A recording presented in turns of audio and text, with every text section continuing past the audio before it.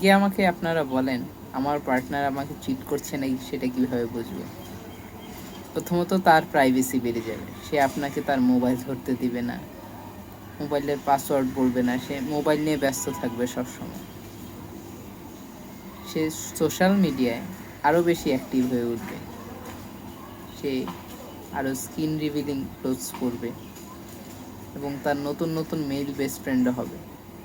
Even তার যে female best friend সেও আপনার দিকে তাকাতে পারবে না, কারণ সে তো জানে তার বান্ধবী আপনাকে চিট করছে।